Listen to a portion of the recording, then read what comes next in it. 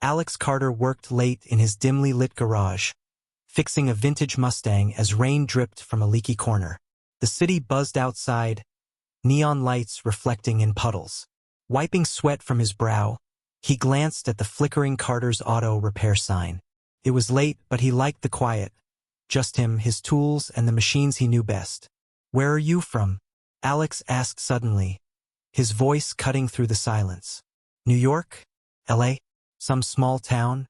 Doesn't matter, because tonight your life might just change forever." Before the thought could settle, a sharp knock shattered the calm. 3 quick raps echoed through the garage, urgent and desperate. Alex froze, wrench halfway to the toolbox. Another knock followed, louder this time, more insistent. Someone needed help or wanted trouble. Either way, curiosity got the better of him. Setting down the tool, he grabbed a flashlight and headed toward the door. When he yanked it open, she stumbled inside, gasping for breath. A young woman, mid-20s, her blonde hair damp and messy, clothes rumpled, eyes wide with fear. She clutched a duffel bag tightly to her chest, knuckles white. Behind her, the alley glistened under streetlights, shadows shifting ominously. "They're coming," she whispered, voice shaking. "Please, I need your help." Alex frowned, taking a step back. This wasn't part of the plan. Late-night oil changes? Sure. Emergency brake repairs? Happened often enough. But terrified strangers showing up unannounced? That was new territory. Still, something about her. The raw fear in her expression, the way she flinched at every sound, made his gut tighten. "Who's coming?" he asked, glancing past her into the darkness. "I don't have time to explain," she said, stepping further into the garage. Her gaze darted around frantically, searching for some kind of refuge. "But if they find me," she didn't finish the sentence, but she didn't need to. The meaning hung heavy in the air. Alex hesitated, torn between staying safe and helping her. Then movement caught his eye, a shadow slipping along the edge of the alley. Whoever or whatever was out there wasn't alone. And they weren't far behind. "All right," Alex muttered, closing the door quickly and locking it. "You've got 5 minutes to tell me what's going on before I kick you out myself." She nodded, clutching the bag tighter. "My name's Sarah. My father, he's Richard Bennett." The name hit Alex like a punch to the gut. Richard Bennett, the billionaire tycoon whose face was plastered all over billboards and news headlines. What could someone like him possibly have to do with this mess? "And these guys chasing you?" Alex prompted, already regretting asking. "They think I know something," Sarah explained hurriedly. "Something that could ruin my father's company, and them along with it. But I swear, I didn't mean to get involved. I just found out." Her words cut off as headlights swept across the garage windows. A black SUV idled at the mouth of the alley, its engine growling menacingly. 2 figures stepped out, silhouetted against the glare. They moved with purpose, scanning the area like predators stalking prey. Alex cursed under his breath. This night had officially gone off the rails. Alex's mind raced as he turned back to Sarah. Her wide eyes darted toward the windows, and she instinctively stepped further into the shadows of the garage. The headlights outside swept over the walls again, casting long, eerie shapes that danced across the cluttered space. Tools, car parts, and oil cans littered the floor, creating a maze of obstacles. Alex realized they didn't have much time. "All right, listen," Alex said, his voice low but firm. "We need to figure this out fast. Who are these guys? What do they want?" Sarah swallowed hard, her hands trembling as she clutched the duffel bag even tighter. "They work for someone dangerous. My dad's company, Bennett Industries, it's involved in some bad stuff. I found documents, emails, things I wasn't supposed to see. They think I took proof, evidence that could expose them." Alex frowned. This was way bigger than he'd expected. He wasn't a hero. He fixed cars, not problems like this. But looking at Sarah, her fear so raw and real, he couldn't just turn her away. "Okay," Alex said, thinking quickly. "First, we hide you. Then we figure out what to do next." He grabbed a tarp from the corner and threw it over a stack of old tires, clearing out a small hiding spot behind some shelves. Get under here. Stay quiet. If they come in, don't make a sound. Sarah hesitated for a moment, then nodded. She crouched down, pulling the tarp over herself as best she could. Her breathing was shallow, almost silent, but Alex could still hear the faint tremor in it. He hated seeing anyone this scared, especially someone who seemed so out of their depth. The knock came again, louder this time. It wasn't on the door. It was on the garage's side window. A deep voice called out, muffled but clear enough to send a chill down Alex's spine. "We know you're in there. Open up." Alex's heart pounded. He glanced at the hiding spot where Sarah was tucked away, then back at the window. His mind scrambled for a plan. He couldn't let them find her, but he also couldn't fight them off. Not without a little help from his surroundings. That's when his eyes landed on the tools scattered around him. An idea sparked. Maybe he didn't need to fight them head-on. Maybe he could use the garage itself to his advantage. "Just give me a second," Alex shouted back, trying to keep his voice steady. He grabbed a wrench and moved toward the breaker box near the wall. With a quick flick, he cut the power. The garage plunged into darkness, the only light coming from the headlights outside. The men outside cursed, their voices sharp with frustration. Alex used the moment of confusion to act. He grabbed a can of motor oil and poured it in a thick line across the floor near the entrance. Then he snatched a crowbar and positioned himself behind a workbench, gripping it tightly. His hands were slick with sweat, but his grip was firm. The door creaked open, and two figures stepped inside, their silhouettes barely visible against the glow of the headlights. One of them held a flashlight, sweeping the beam across the room. "Where is she?" one of them growled, his voice cold and menacing. Alex stayed silent, holding his breath. The beam of light passed over the shelves where Sarah was hidden, but it didn't linger. They hadn't spotted her yet. "You're wasting your time," Alex finally said, stepping out from behind the workbench. His voice was calm, but his body was tense, ready to move. "She's not here." The taller of the two men smirked, taking a step forward. "Oh, we'll see about that." As soon as he stepped onto the oil-slicked floor, Alex made his move.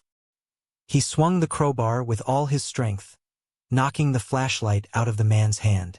It clattered to the ground, sending the beam spinning wildly across the room. The second man lunged at Alex, but he sidestepped, letting the guy slip on the oil and crash to the floor with a thud. The first man recovered quickly, grabbing a pipe from a nearby shelf. Alex ducked as it swung toward his head, then countered with a swift kick to the man's knee. A sharp crack echoed through the garage, and the man howled in pain, dropping the pipe. "Stay down," Alex barked, his voice loud and commanding. But the second man wasn't done. He scrambled to his feet, pulling a knife from his belt. Alex froze for a split second, his mind racing. He couldn't risk getting stabbed, but he also couldn't let the guy get close to Sarah. Thinking fast, Alex grabbed a nearby fire extinguisher and yanked the pin. He aimed it at the man and squeezed the handle, releasing a burst of white foam. The man stumbled back, blinded and coughing, giving Alex just enough time to grab a heavy toolbox and hurl it at the other guy, who was still clutching his injured knee. Both men collapsed, groaning in pain. Alex didn't wait around to see if they'd recover. He grabbed Sarah's arm and pulled her out from her hiding spot. "Come on," he whispered urgently. "We've got to go. Now." Sarah nodded, her face pale but determined. Together, they slipped out the back door of the garage, disappearing into the shadows of the alley. The city lights flickered above them, casting an uncertain glow as they ran, leaving the chaos and the danger behind. For now, the cold night air hit them like a slap as Alex and Sarah bolted out of the alley, their footsteps echoing against the wet pavement. The city felt alive around them, cars zooming past, distant sirens wailing. But it also felt eerily empty, as if the world had shrunk to just the two of them and the pounding rhythm of their hearts. Sarah clutched the duffel bag tightly to her chest, her breath shallow and uneven. Alex kept glancing over his shoulder, half expecting those men to come barreling after them at any moment. "Where are we going?" Sarah asked between gasps, her voice barely audible over the hum of traffic. Somewhere safe, Alex replied, though he wasn't entirely sure where that was yet. All he knew was they needed distance, fast. He led her down a narrow side street, away from the bright lights and open roads, sticking to the shadows as much as possible. Every sound made him flinch. The scrape of shoes on concrete, the rumble of an engine, even the rustle of leaves in the wind. Paranoia clawed at him, but he pushed it down. He couldn't afford to panic now. After several blocks, they ducked into another alley, this one darker and quieter than the last. Alex leaned against the brick wall, catching his breath while scanning their surroundings. Sarah slid down to the ground, hugging her knees to her chest. She looked small, fragile, like the weight of everything she'd been carrying was finally crushing her. "You okay?" Alex asked softly, crouching beside her. She shook her head, tears welling up in her eyes. "No, I'm not okay. None of this is okay." Her voice cracked, and she buried her face in her hands. "I didn't ask for this. I didn't want any part of it." Alex hesitated, unsure what to say. Comforting people wasn't exactly his strong suit. But something about Sarah, the vulnerability in her voice, the way she seemed so lost, made him want to try. "Look," he said gently, "you're doing better than you think. You're still standing. That's more than most people would have done by now." Sarah looked up at him, her eyes red and swollen. "But why are you helping me? You don't even know me." Alex shrugged, leaning back against the wall. Maybe because no one else was going to step up. Or maybe because he trailed off, staring at the graffiti-covered bricks across from them. "Because I know what it's like to feel like the whole world's against you." For a moment, neither of them spoke. The silence stretched between them, heavy but not uncomfortable. Finally, Sarah wiped her tears with the sleeve of her jacket and took a shaky breath. "What do we do now?" she asked, her voice steadier this time. Alex thought for a second. They couldn't stay here, it was too exposed, but heading back to his garage wasn't an option either. Those guys would be waiting for them there. No, they needed somewhere unexpected, somewhere off the grid. "I've got a friend," Alex said finally. "Old buddy from high school. Runs a diner a few miles from here. It's late, so it'll probably be closed, but he owes me a favor. We can lay low there until we figure out our next move." Sarah nodded, though doubt lingered in her expression. "And then what?" "Then we deal with whatever comes next," Alex said firmly. One step at a time, they moved again, slower this time, sticking to alleys and avoiding main streets. The rain had stopped, but the air was still damp, clinging to their skin like a second layer. As they walked, Alex found himself glancing at Sarah more often than he meant to. There was something about her, a quiet strength beneath all the fear, that intrigued him. She wasn't just some rich girl caught in over her head. There was fire in her determination. He could see it flickering in her eyes every time she squared her shoulders or clenched her jaw. When they reached the diner, Alex knocked lightly on the back door. A minute passed, then two. Just as he was starting to wonder if his friend really was gone for the night, the lock clicked, and the door creaked open. "Alex?" a gruff voice whispered. "What the hell are you doing here?" "Hey, Mike," Alex said, stepping inside quickly. "Sorry to barge in like this, but I need your help." Mike, a burly man with a scruffy beard and tired eyes, frowned as he took in Alex's disheveled appearance, and then Sarah's. "You in trouble?" "Something like that," Alex admitted. "Can we crash here for a bit? Just until things cool down?" Mike hesitated, scratching the back of his neck. "You know I don't like drama, man." "It's not drama," Alex insisted. "It's complicated. But I promise we won't be any trouble." After a long pause, Mike sighed and stepped aside. "Fine. But if anyone asks, you were never here." "Thanks, man," Alex said, relief washing over him. Once inside, Mike locked the door behind them and flipped on a single dim light. The diner was small but cozy, with vinyl booths lining the walls and a jukebox sitting silently in the corner. Alex gestured for Sarah to sit down while he explained the situation to Mike. Not all the details, just enough to make it clear they weren't safe. As Sarah sank into one of the booths, exhaustion finally overtaking her, Alex pulled Mike aside. "Listen, I hate to ask, but do you have anything we can use to contact someone? A phone or something? Mike raised an eyebrow. You planning to call the cops? No, Alex said quickly. Not yet, anyway. But Sarah needs to talk to her dad. If anyone can fix this mess, it's him. Mike disappeared into the kitchen and returned a moment later with an old prepaid cell phone. Here. Just don't let anyone trace it back to me. Won't happen, Alex promised, taking the phone. He handed it to Sarah, who stared at it like it might explode. You ready for this? He asked quietly. She nodded, though her hands trembled as she dialed the number. After a few rings, a deep, authoritative voice answered. Sarah? Richard Bennett's tone shifted instantly from irritation to concern. Where are you? Are you all right? I'm fine, Dad, Sarah said, her voice wavering. But I need your help. Some bad people. They're after me, and they think I have something. I don't, I swear. But they won't stop until they find me. There was a long pause on the other end of the line. When Richard spoke again, his voice was sharp, commanding. Stay put. Don't move. I'll send someone to get you immediately. No, Sarah said quickly, glancing at Alex. Just come yourself. Please. Another pause. Then, reluctantly, Richard agreed. All right. Where are you? Sarah gave him the address of the diner, then hung up before he could ask more questions. She looked at Alex, her face pale but resolute. He's coming. Alex nodded, though unease gnawed at him. Meeting a billionaire tycoon, even under these circumstances, wasn't exactly part of his plan. But as he glanced at Sarah, he realized something important. Sometimes, doing the right thing doesn't just save someone else. Sometimes it changes your whole world. The wait was agonizing. Every tick of the diner's old clock felt like an eternity, each sound outside magnified tenfold. The distant rumble of a truck engine, the scrape of shoes on pavement, even the occasional bark of a stray dog.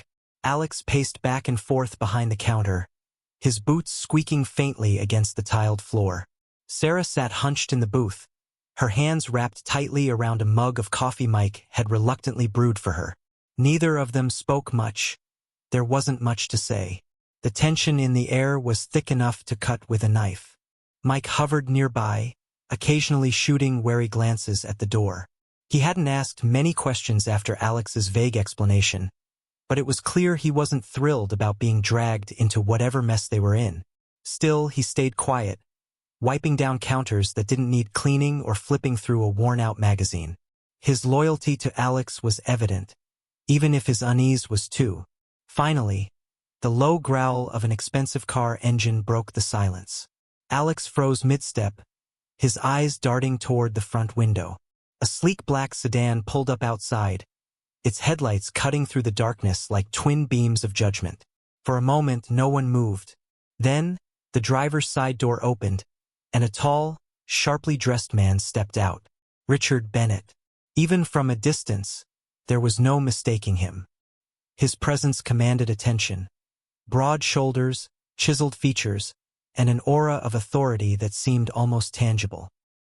He scanned the area briefly before striding toward the diner's entrance, flanked by two men in dark suits who looked like they'd been carved out of granite. Alex glanced at Sarah, who had gone rigid in her seat. Her knuckles whitened as she gripped the edge of the table. That's him, she whispered, her voice barely audible. All right, Alex murmured, stepping closer to her. Stay calm. Let me handle this. Before she could respond, the bell above the door jingled softly as Richard entered. The contrast between his polished appearance and the dingy diner interior was striking. His sharp suit and gleaming cufflinks looked out of place among the cracked vinyl booths and faded posters advertising decades-old soda brands. But none of that mattered to him. His focus was entirely on Sarah. Sarah, he said, his deep voice cutting through the room like a blade. There was relief in his tone, but also something harder, an edge of anger, maybe even betrayal. She stood slowly, clutching the duffel bag like a lifeline. Dad? Richard crossed the room in a few long strides, pulling her into a tight embrace. For a moment, the tension melted away, replaced by something raw and human. It was clear how much he cared about her. despite their complicated relationship. When he finally pulled back, his expression hardened again. "What happened?" he demanded, his gaze flicking between Sarah and Alex. "Who are these people? Why are you involved in this?" "It's not her fault," Alex interjected before Sarah could answer. He stepped forward, meeting Richard's steely eyes without flinching. "She stumbled onto something dangerous. Something your company's tied up in. Those guys chasing her? They're bad news. And they won't stop until they get what they want." Richard's jaw tightened, but he didn't argue. Instead, he turned to his bodyguards. "Secure the perimeter. Make sure we're alone." The two men nodded and slipped back outside, leaving the four of them in tense silence. Richard gestured for Sarah to sit, then slid into the booth across from her. Alex hesitated, unsure whether to join them or keep his distance. After a moment, Richard gave him a curt nod. "You two, sit." Once everyone was settled, Richard leaned forward, his elbows resting on the table. "Start talking. Everything. Now." Sarah took a shaky breath and began explaining everything. The documents she'd found, the threats she'd received, the chase that had led her to Alex's garage. As she spoke, Richard's expression shifted subtly, the anger giving way to something darker, more calculating. By the time she finished, his face was unreadable, a mask of controlled fury. "This goes deeper than I thought," he said finally, his voice low and dangerous. "If they're willing to come after you, then they're desperate. Desperate people make mistakes. We'll use that." Alex frowned, leaning forward. "What exactly are we dealing with here? Corruption? Fraud?" Richard's gaze locked onto him, assessing. "Something worse. My company's been targeted by a criminal syndicate. They've infiltrated key departments, siphoning funds, laundering money. I've been trying to root them out for months. But they're smart. Ruthless. If they think Sarah has evidence." He trailed off, shaking his head. "They won't stop." A heavy silence settled over the group. Alex glanced at Sarah, who looked smaller than ever, overwhelmed by the weight of her father's words. She wasn't just caught in the middle of this. She was a pawn in a game far bigger than either of them understood. "So what do we do now?" Alex asked, breaking the quiet. Richard straightened, his demeanor shifting back to one of command. "We end it. Tonight. You've done well protecting my daughter," he added, nodding at Alex. "But this isn't your fight anymore. Leave the rest to me." "No," Sarah said suddenly, surprising everyone. Her voice was soft but firm. "He stays. He helped me when no one else would. If it weren't for him..." She trailed off, looking at Alex with gratitude shining in her eyes. "He deserves to know what happens next." Richard studied her for a long moment, then sighed. "Fine. But understand this. Once you step into this world, there's no going back. Are you prepared for that?" Alex met his gaze steadily. "I'm not afraid of hard choices." Richard smirked faintly, a hint of respect flashing in his eyes. "Good. Because we're about to make some." Hours later, the plan was set. Using Sarah's information and Richard's resources, they orchestrated a sting operation to expose the criminals within Bennett Industries. It wasn't easy. There were close calls, moments where everything seemed doomed, but in the end, justice prevailed. The syndicate was dismantled, its leaders arrested, and Richard vowed to rebuild his company with transparency and integrity. As dawn broke over the city, painting the skyline in hues of gold and pink, Alex stood outside the diner, watching the first rays of sunlight spill onto the streets. Sarah joined him a moment later, holding 2 cups of coffee. "You did good," she said, handing him one. "Better than good. You saved me." Alex shrugged, taking a sip. "Just doing what anyone would have done." "No," she said firmly. "Not everyone would have risked their life for a stranger. You're different, Alex. Special." Her words caught him off guard, and he chuckled awkwardly. "Don't go getting all mushy on me now." She laughed, the sound light and genuine. For the first time since they'd met, she looked truly happy. Behind them, Richard approached, carrying a briefcase. "Alex," he said, extending a hand. "Thank you. For everything." Alex shook it, surprised by the sincerity in the older man's voice. "Just glad it worked out." "There's more?" Richard continued, opening the briefcase to reveal stacks of cash and legal documents. "Consider this a token of my appreciation." "And an opportunity." Alex raised an eyebrow. "An opportunity?" "A partnership," Richard clarified. "I want to fund your dream. A state-of-the-art auto shop, training programs for kids, whatever you envision. You've earned it." For a moment, Alex was speechless. This wasn't just a reward, it was a second chance, a way to build something meaningful. He glanced at Sarah, who smiled encouragingly, then back at Richard. "I don't know what to say," he admitted. "Say yes," Richard replied simply. "Because sometimes, doing the right thing doesn't just change someone else's life. Changes yours too." And as the sun rose higher, casting its warm glow over the city, Alex realized he believed every word. The days that followed were a whirlwind of activity, each moment charged with a sense of purpose Alex hadn't felt in years. With Richard Bennett's backing, plans for the auto shop came together faster than he'd ever imagined. The old garage where it all began was torn down, replaced by a sleek, modern facility that gleamed under the Chicago sun. It wasn't just a repair shop anymore. It was a hub of opportunity, a place where kids from underserved neighborhoods could learn skills, find mentorship, and build futures they might never have dreamed possible. Alex threw himself into the project with everything he had. He spent hours designing the layout, choosing equipment, and hiring staff who shared his vision. Sarah pitched in too, using her connections to secure grants and partnerships with local schools. Watching her work, Alex couldn't help but notice how much she'd changed since that night in the alley.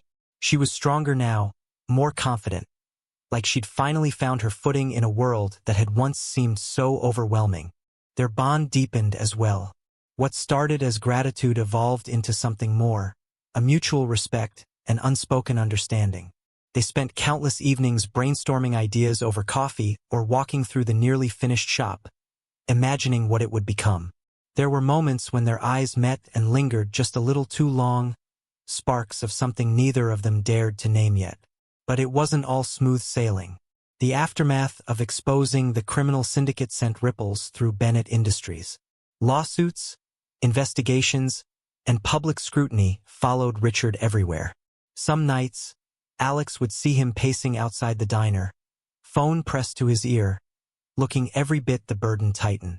Yet, despite the chaos, Richard remained steadfast in his commitment to making things right, not just within his company, but in the lives of those around him.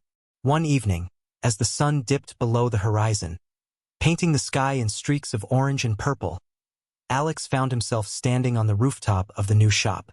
Below, workers were putting the finishing touches on the interior, their voices carrying faintly in the cool night air. Behind him, the door creaked open, and Sarah stepped out, holding 2 steaming cups of hot chocolate. "You looked like you needed this," she said, handing him one with a smile.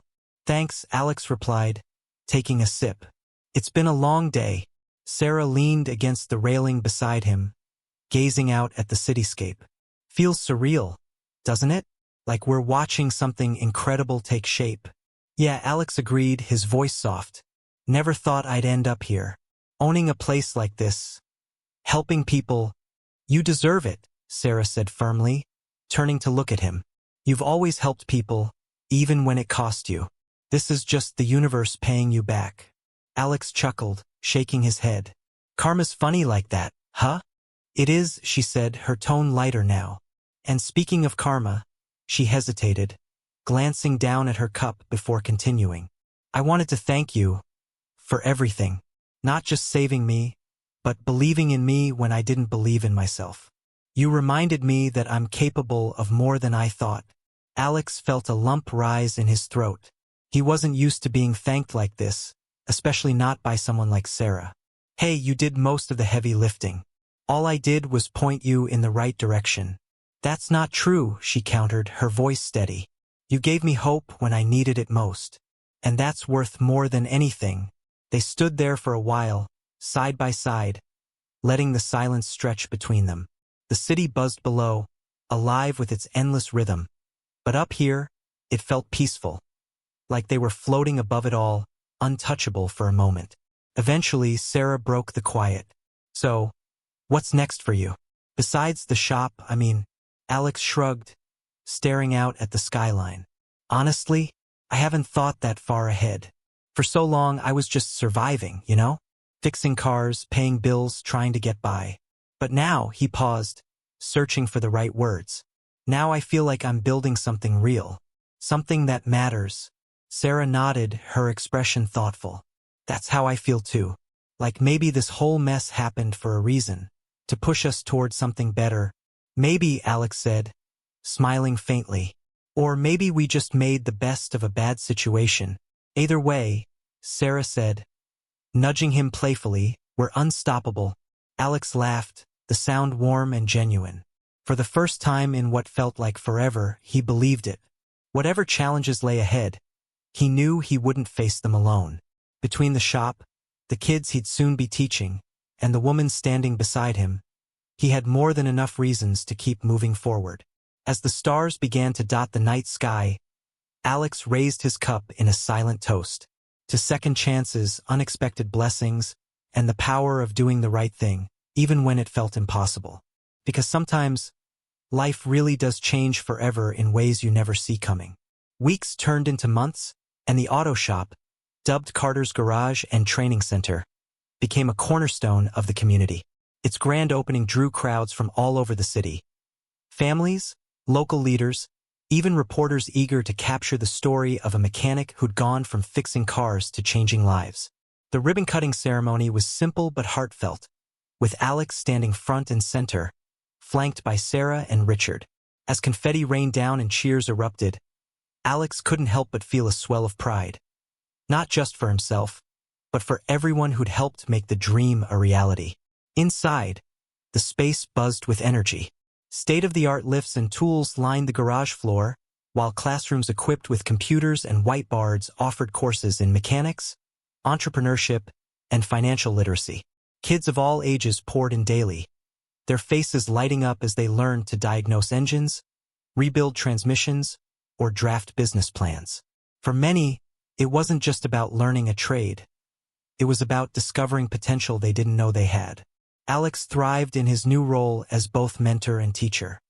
He walked among the students, offering guidance with the same patience and care he'd once reserved for battered old cars.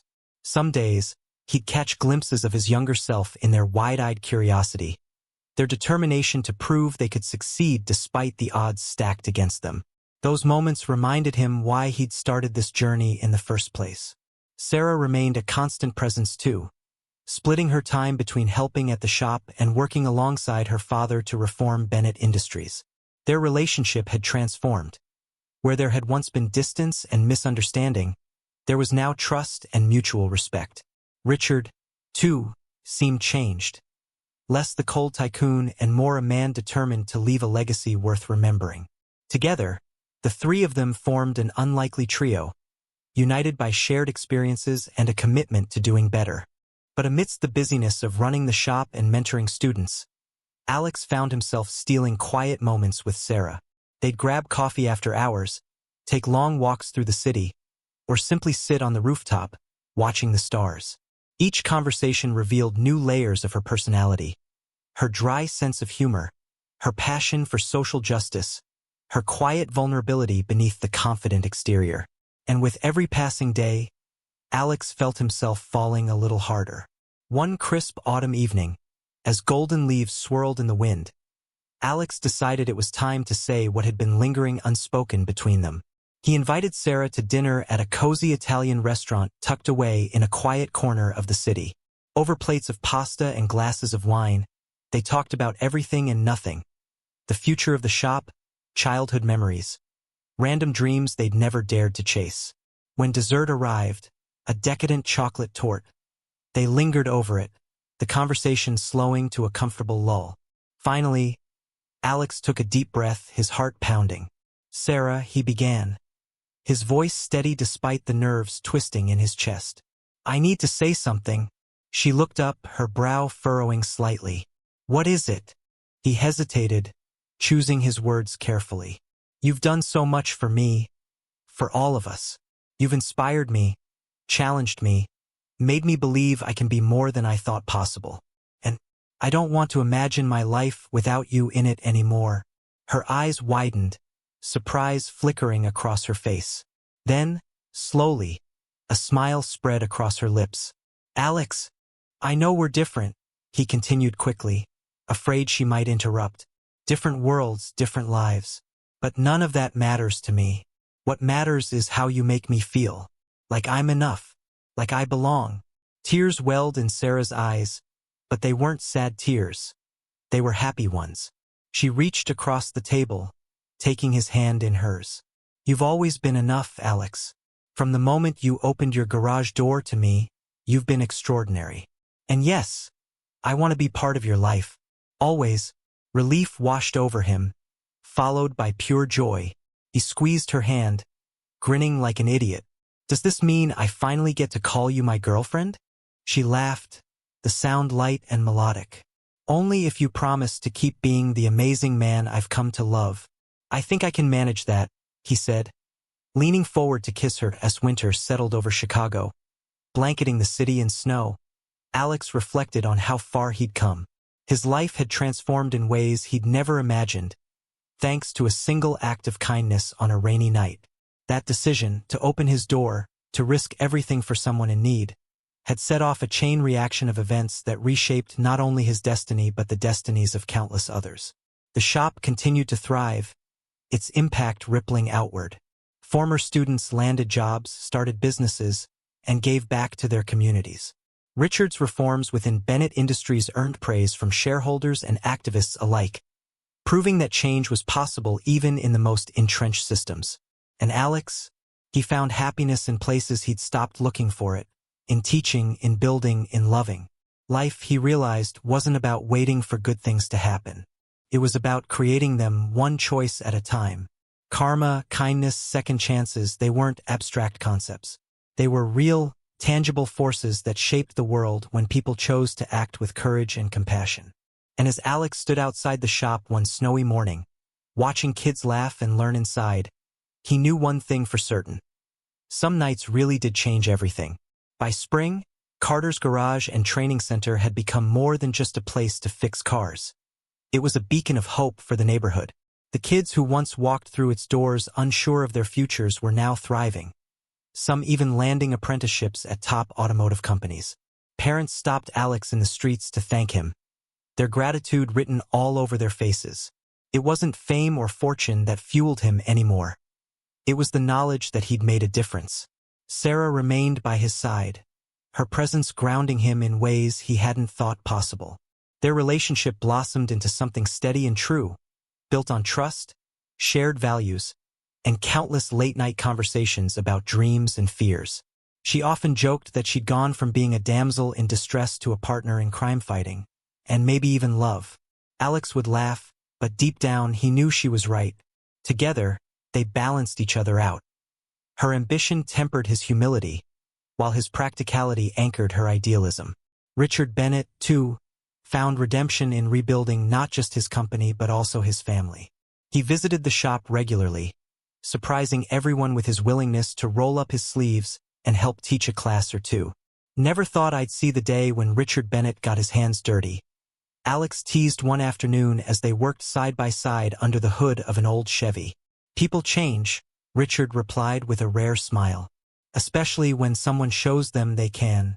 That sentiment stuck with Alex long after the words faded. People did change when given the chance, when shown kindness, when reminded of their potential. And sometimes those changes sparked ripples that reached farther than anyone could predict. One sunny Saturday morning, as the shop buzzed with activity, Alex gathered the students outside for a group photo. Sarah stood beside him, holding a plaque commemorating the center's first anniversary. Behind them, kids grinned and waved, their pride evident.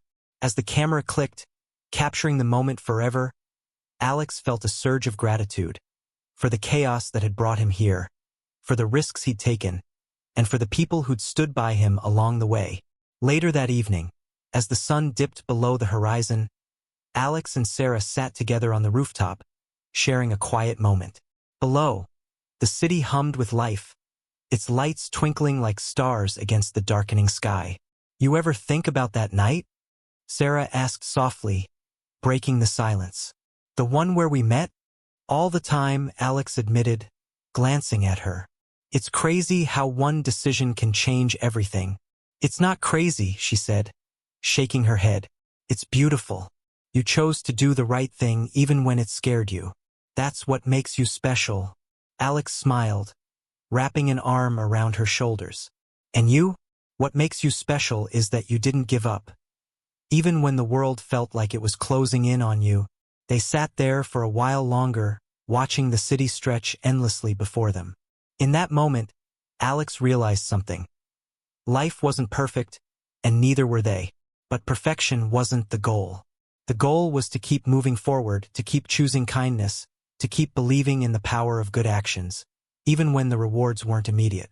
As the last rays of sunlight disappeared, leaving only the glow of the city behind, Alex leaned back, content. His journey, from a struggling mechanic to a mentor, from loneliness to love, was proof that doing the right thing didn't just save others. It saved you too.